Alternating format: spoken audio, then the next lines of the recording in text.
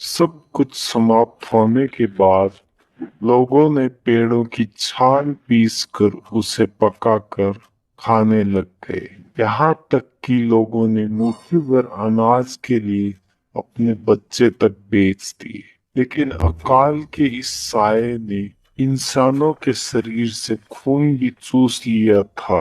आज हम देखेंगे कि हमारे बड़े बुजुर्गों ने इस अकाल में कितना कुछ झेला था।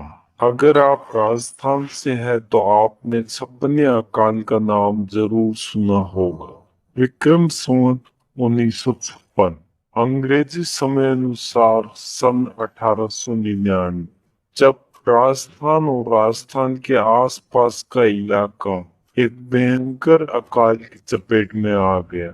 1956 की वजह से इसे छप्पनिया अकाल कहा जाता है। 2 लाख वर्ग किलोमीटर में फैला है थार का मरुस्थल।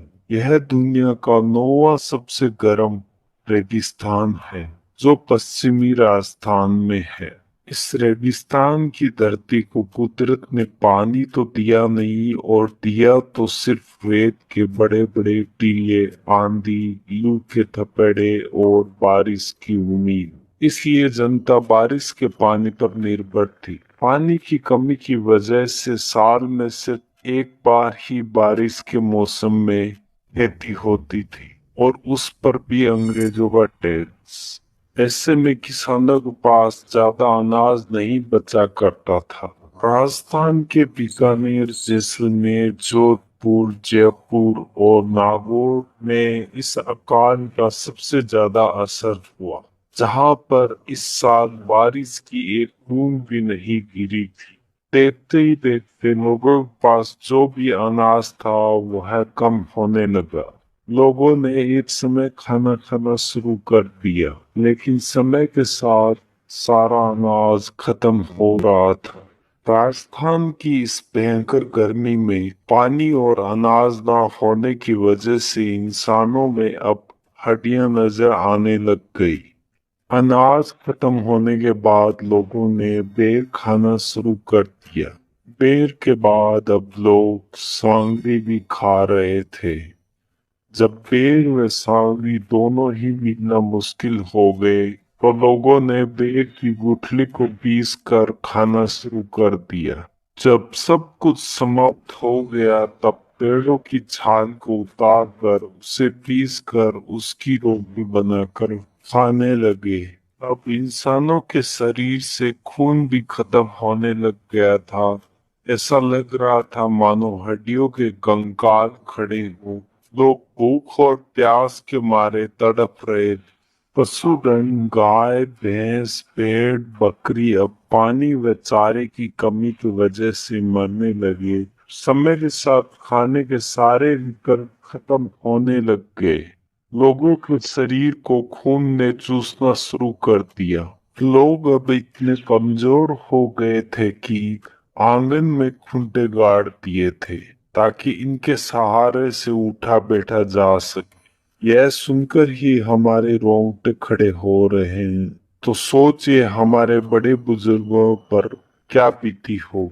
सोने चांदी के सिक्के कई लोगों के पास रहते थे, लेकिन उन्हें खाकर तो भूख मिट नहीं सकती। एक मुट्ठी भर अनाज को तरसने लगे थे। जहां भी अनाज दिखे चोर चोरी करने लग गए। यहाँ तक कि चूल्हे पर चढ़ी हुई हांडियां भी चोरी होने लग गई। हंसते खिलते गांव अब खाली होने लग गए। लोग पलायन करने लगे। बहुत ज्यादा लोग तो पलायन करते समय भूख प्यास की तड़प से मर गए। हालात ऐसे हो गए कि लोग अपने बच्चे तक बेचने को मजबूर हो गए, ताकि बच्चे भी भूखा न मरे और उनको भी कुछ अनाज मिल जाए। और कुछ लोग तो नर बख्शी भी बन गए। इस अकाल में अनाज को पाने के लिए लोगों ने न जाने क्या क्या नहीं किया। सपने अकाल की त्रासदी को देख कई राजाओं ने अपने अन्न के भंडार जनता के लिए खोल दिए। उस जमाने में कोई सुविधा ना होने की वजह से शहर के लोगों को तो फायदा हुआ, पर गांव के लोग वंचित रह गए। जब राजाओं के खजाने खत्म होने लगे तो राजाओं ने सेठ साहूकारों से कर्ज लेकर अपने भंडारों को चालू रखा।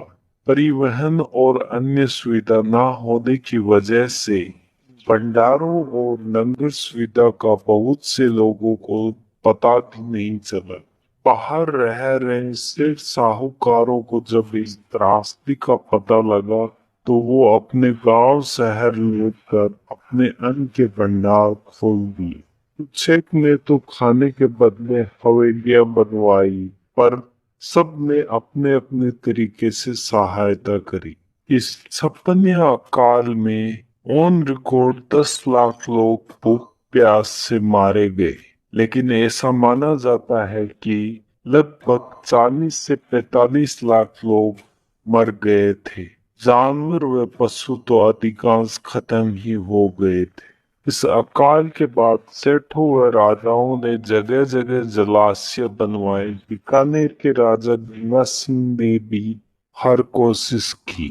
अपनी जनता को इस तरह मरते हुए देख प्रण लिया कि मैं यहाँ पर नदी लेकर आऊंगा। उनके लगातार कठिन परिणामों की वजह से कुछ ही साल में पंजाब से बीकानेर तक भारत की इंसानों के द्वारा बनाई हुई सबसे बड़ी नहर बनवा दी, जिसे गंग नहर के नाम से जाना जाता था। बाद में इसका नाम इंदिरा गांधी नहर कर दिया। इसी नहर व गांवों में बने जोहड़ की वजह से इस अकाल के बाद जो भी अकाल पड़े उनका इतना ज्यादा असर नहीं पड़ा। चचन्या अकाल का एक सबसे प्रचलित किस्सा है कि एक किसान ने भूख व प्यास से मरते अपनी पत्नी को सांगरी के बदले बेच दिया, और साल निकलने के बाद जब जेठ आषाढ़ में बारिश हुई तब सर पकड़कर रोया, आते रेग्यो ऊखली आते रेग्यो साध, सांगर सट्टे धन गई अब मदरो मदरो गाज। मतलब अब बादल कितने भी गरजे और बरसे, जो नुकसान करवाना था वो करवा दिया। इस भयानक अकाल को हराकर लोगों में एक जज्बा पैदा हो गया। अब लोगों ने बड़े बड़े व्यापार शुरू कर दिए और खूब पैसे कमाए। ऐसे करते करते भारत में मारवाड़ी व्यापारी आज इतने फेमस हो गए क्योंकि वे ऐसी कठिन परिस्थिति से बाहर निकले थे। कुछ ऐसा था छप्पनिया अकाल। क्या आपने इस अकाल के बारे में सुना था? अगर नहीं तो अपने बड़े बुजुर्गों से जरूर पूछना। इस वीडियो को लाइक करें और कमेंट में आपके गांव के छप्पनिया अकाल के बारे में जरूर बताएं, जो सभी को पता चल सके। इस वीडियो को अपने भाइयों, बहनों और दोस्तों के साथ जरूर शेयर करें ताकि उन्हें छप्पनिया अकाल की भयंकर त्रासदी का पता चल सके।